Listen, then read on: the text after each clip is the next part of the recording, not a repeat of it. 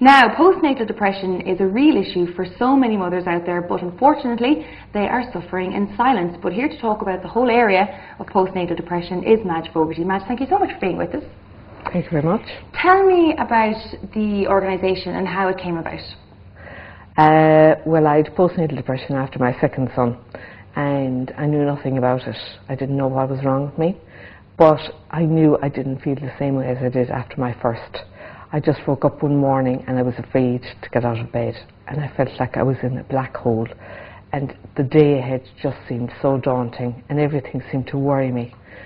And I just said, this is normal. I didn't feel like this after my first. So I put up with it for a week and tried to pull myself together, as most people tell you, and it didn't work. And I just decided there's something wrong here. I thought I might have postnatal depression, even though I didn't know anything about it.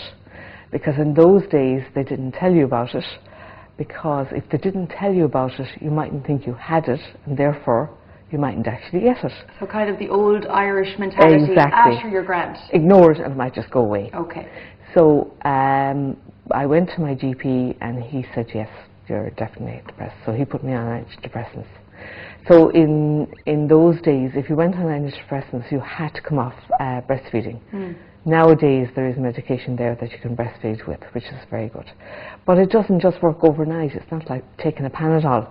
Unfortunately, they take a week to 10 days to even start working. And you may not be aware of this, Olive, but for somebody being depressed, one day is equal to a week for everybody else. And if no one else today remembers anything else, would they please remember that fact? So when it says 10 days to work, that really feels like a lifetime in where you're coming from. So it feels like 10 weeks, complete mountain to climb. Exactly. Okay, and that's an important point to note, because I think, you know, the whole idea of depression, when you're not suffering from it, you have that kind of, sure, come on, you know, get up out of bed, it'll be fine. But that's not the case. How can, you know, a husband or a friend, a family member, how can you help somebody who is suffering from baby blues? Now, of course, baby blues is a different thing, because that's the very mild form of postnatal depression. Okay. So the baby blues, usually 99% of women get the baby blues. It can last from one day to a week. Now, it's very rare that it lasts for a week, but some women it does.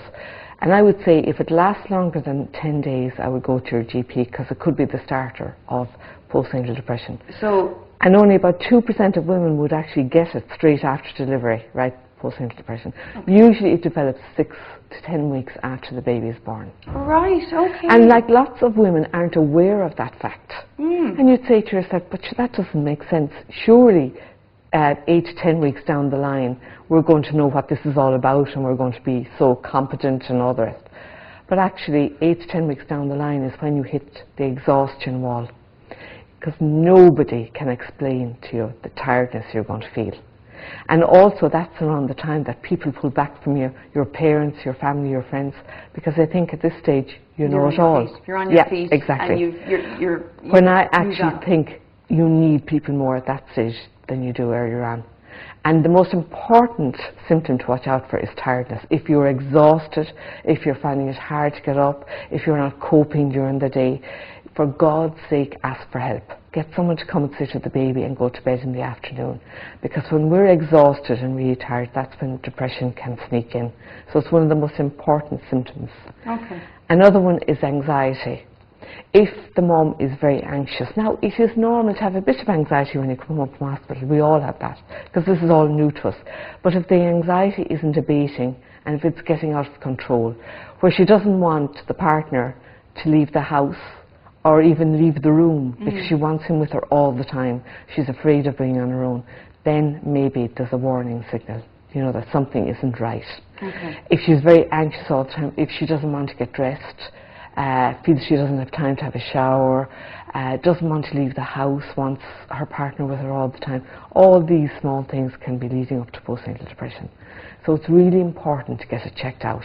Okay. Now, I think women, though, especially, are the best in the world at saying, no, I'm fine, it's all fine, I'm superwoman, I can do everything.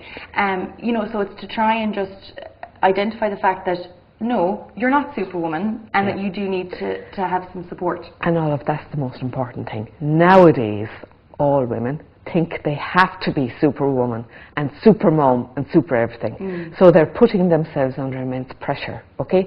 And to ask for help to them is a sign of weakness. They have to prove that they can do it all by themselves, which is absolute load of crap, okay? And they shouldn't feel to be ashamed. You know, people are there to help. But nowadays, we're also politically correct. People are afraid to offer help in case you think that they might think that you can't cope. Okay? So it's the Irish mentality. It's so ridiculous. It's like somebody coming in and saying, look, I'll do the ironing for you. Right? Do you not think I can do the ironing myself? Exactly. Plus, you'll have to say no 3 times, at least. Sure. Okay. Then you might give in and say, okay, that would be great. That's so ridiculous. It is. Tell them straight after the first offer, take it away with you, you know? Sure. But it's ridiculous. Now, and they're putting themselves under pressure. Under too much pressure. Now, you have written a book about PND because, you know, it is a topic that really doesn't get enough coverage. Yeah. How did the book come about, and where can women who need it get it? Okay. If you go into the shops and look for anything on depression, I'll guarantee you, Olive, they're the most depressing books you could see. They're full of writing. There's no pictures. There's nothing to encourage you to read them. There was nothing on postnatal depression. It's been 10 years since we've had an Irish book. And I just always felt I wanted to have something on the shelves. It is available in e-sense, particularly for the people around the country that are isolated. Unfortunately, we are the only support group in Ireland, which I know is a disgrace. It's crazy. Yeah. And we are going 11 years this year, which is fantastic. But like, we do have contacts around the country. It's not as if there's nothing at all there. But we really need more support groups. In every county in Ireland, there should be at least one support group. And I think that's not asking too much. Sure. But this is an aid. This is so that people won't feel isolated, that they're on their own. It's an easy read. It gives helpful suggestions. There's a double page of what to do if you're having a really bad day, because we all have bad days. Even with PMT, we have our bad days, and that would even help you on one of those days. Sure. So it's there as an aid, and so that women won't be feeling so isolated, because as you said, most women suffer in silence. They're afraid to admit there's something wrong. They won't go to their GP. They try and hide it and deny it. Okay, so this is to try and help them to see that there is help out there, and not to suffer in silence, and you will get better. And the most important thing, Olive, is the quicker you go for help, the quicker the recovery rate. For the last 3 years, I've been doing the antenatal classes in Cork in the maternity hospital. So I'm meeting all the new mums and dads to be, and I tell them about postnatal depression. So now they're aware of it.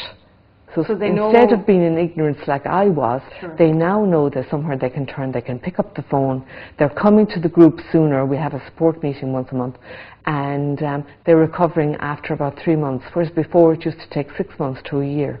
So it's a long time. A long time. When you think of your little tiny baby in a year, you know what I mean? It's a very long period of time.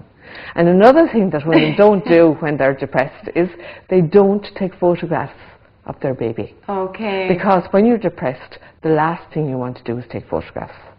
So that's one of the things that lots of the children of depressed mums eventually cop onto as they grow up. Where are all the pictures of me? And there's loads of my brother. So that's quite sad as well. So it has lots of implications. Sure, but I think just from talking about it today with your good self, I think it's so important to highlight the issue so that it becomes much more manageable for women to deal with. So thank you so much for telling us all about it. Thank you.